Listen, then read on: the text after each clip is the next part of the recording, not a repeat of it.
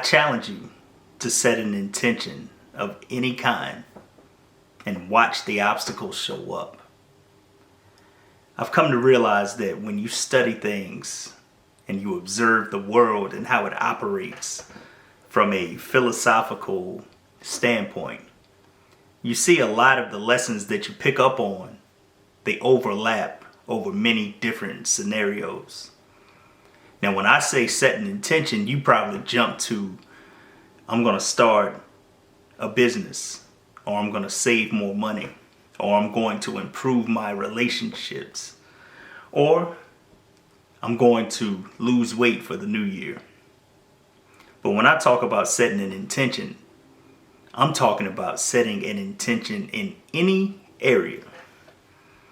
Just like all the other ones I mentioned, if you decide that you're going to pull out of a parking space, something simple, something innocent, watch the cars all of a sudden start crossing your path.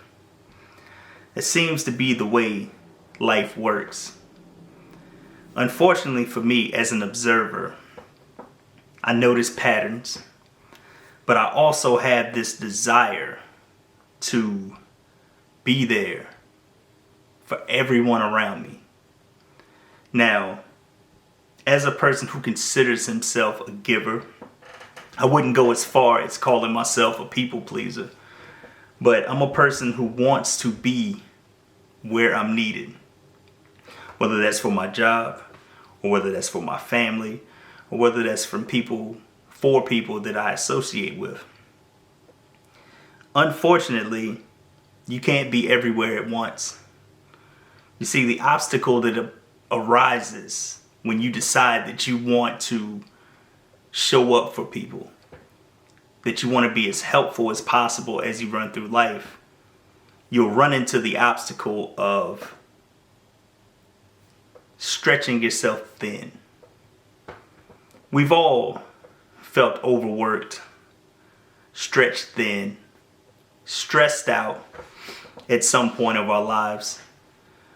But for those of us who want to show up for people and to be as helpful as possible, for those of us who have a giving spirit, it's easy for that feeling of being overwhelmed to be a constant in our existence.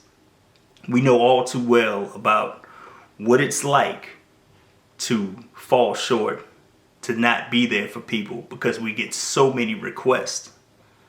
You see, when you move through life, there are people who will see things in you, attributes that you possess on a deep level before you do.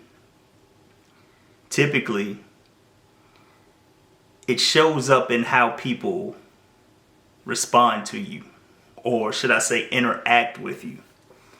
Many times when you have a giving spirit, you are going to attract a lot of people who need something, a lot of people who are there to take from you.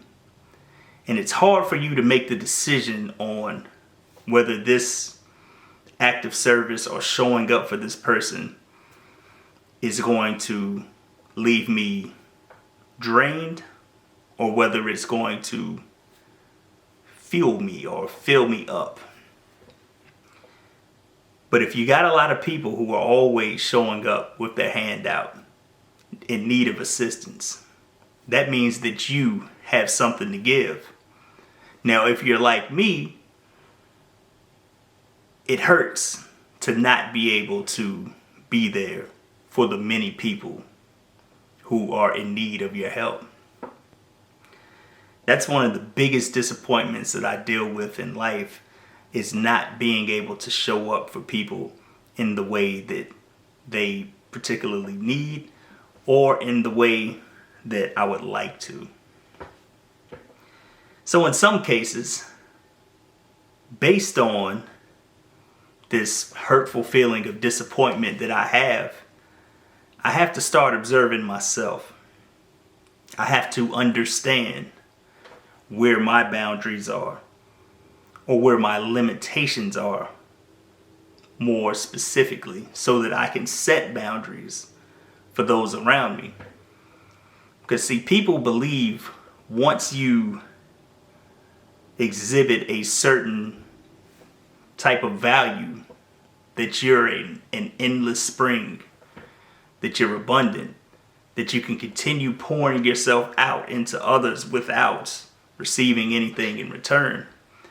And it can be disappointing and even aggravating when you continue to receive requests despite the fact that you're already giving your all to begin with. For me, setting boundaries has been somewhat tough, but I'm learning, because life, just like when you set your intentions, throws obstacles in your way, I guess in a way to slow you down or to make sure that the decision you're making is sound. You have to put obstacles in the way of the takers.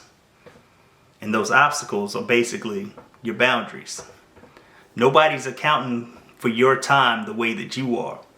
Nobody's accounting for your energy the way that you are. Nobody's checking your emotional balance the way that you are.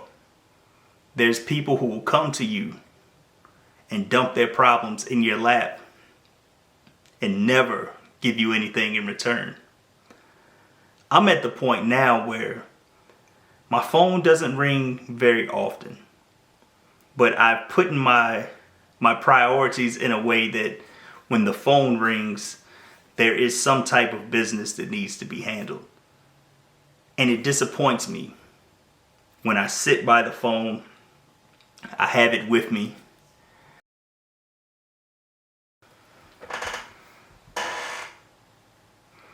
Okay, I apologize for that break in the story, but I ran out of storage on my SD card, believe it or not.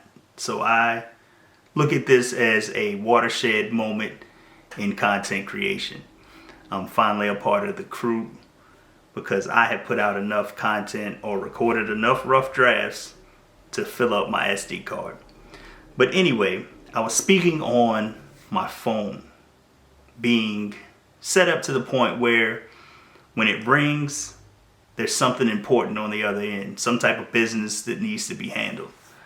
And with that being said, it really disappoints me to not be by the phone all the time to answer all the calls that may come through. But I realized that I was stressing myself out by putting so much pressure on myself to always make myself available.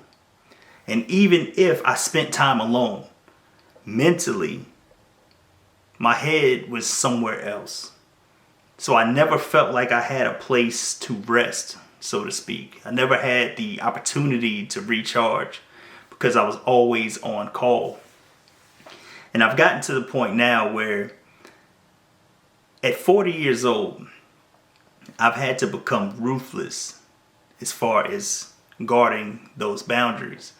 Because if I don't, again, any person can come and have access to my energy at any time, which the way the human body is set up, we need time to recharge. I was thinking about this earlier today, how, I study timeless philosophy, whether it be from the Bible, whether it be from Aesop's fables, any end of the spectrum. One is considered a little more sophisticated, the other's more or less fables for children, giving human characteristics to animals, but they teach timeless lessons in a way that's digestible. And many of those stories that you read in these timeless works of literature, they're applicable throughout any era. But in the modern world, there's always a new fad that comes. You learn how to earn money. You learn how to earn money in one way. And then there's new technology that replaces the old technology. They tell you to burn the candle on both ends. They invented the electric light, which actually is allowing me to record this video at this time of night so that you can continue to read and continue to work and be productive, even though nature has designed it in a way to where when the sun is no longer visible, everything is supposed to be resting. But we've put up all these shiny objects. We've created all these systems that kind of go against the system that was already put in place. And now we have to deal with the harmful effects of it. You know, my daughter, for instance, has to wear glasses that are supposed to be blue light blockers. When in all actuality, as the nighttime comes, if I were really doing my job, I would just take the electronic devices from her as the sun went down so that she can get her rest and recharge.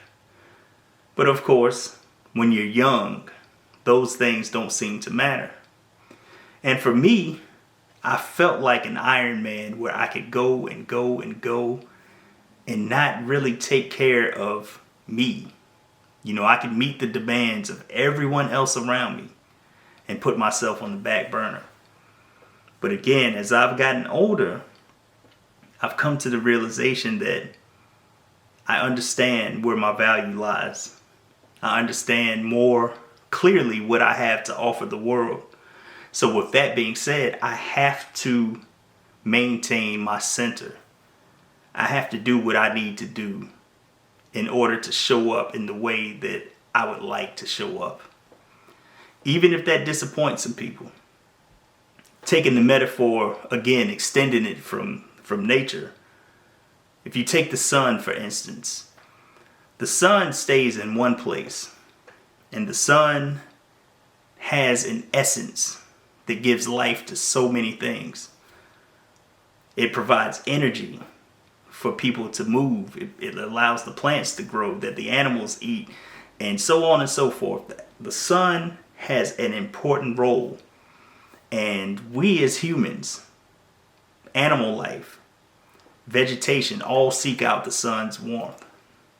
But the sun doesn't follow you around.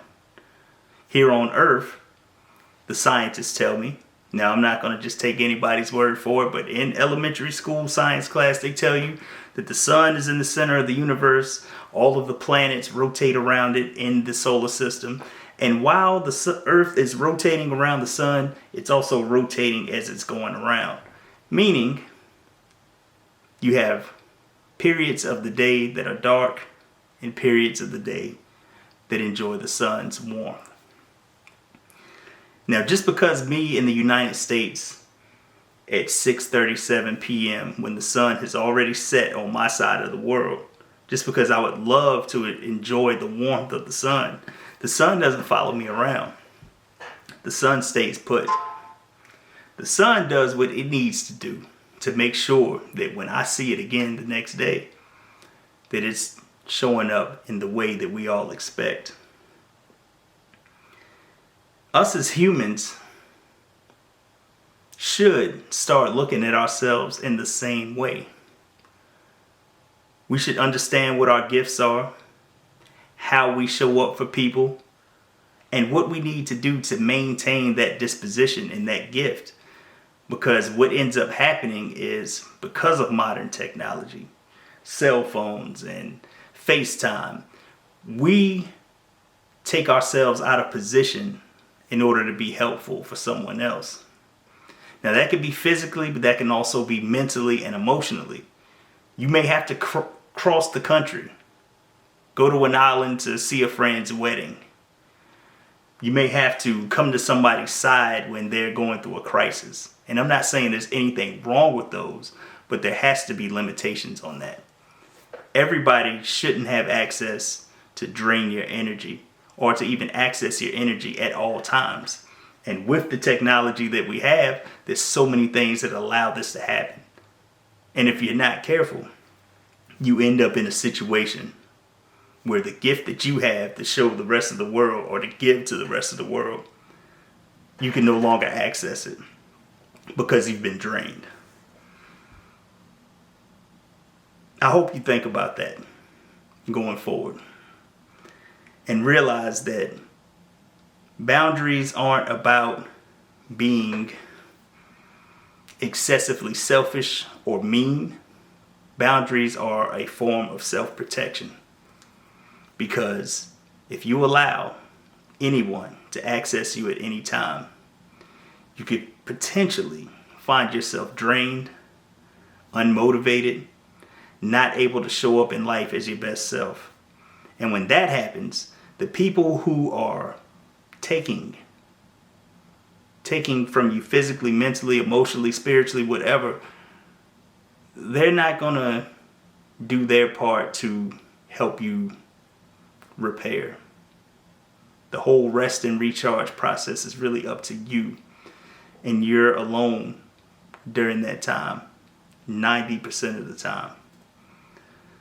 So don't feel guilty for setting up boundaries. Just set your boundaries up and show up in the world the way you want to show up, when you want to show up, and how you can best show up for people. I know I've repeated myself a few times, but in order to keep me from rambling, I just want to end this video on the note of, if you have people who are coming to you and asking for whatever it may be, let that be a sign to inform you of the fact that you have something valuable.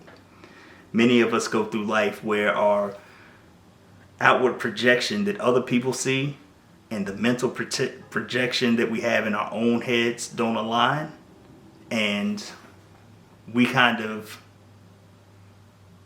have our self-esteems take a hit when they shouldn't. Again, this channel is always about encouraging you to reach your fullest potential, show up as your best self, and most importantly, first and foremost, is that you believe in yourself. I hope this message sparked something in your mind. If not, I'll be back sometime in the future to try again. And that's the great thing about content creation, is that I can work on these concepts and mull them over in my mind and speak them to the camera, and they may land or they may not, but there's always a way to tweak the message. And so I plan to be here doing this for a long time. If you made it this far in the video, I appreciate you. Like it, comment, subscribe, and I'll see you in the next one.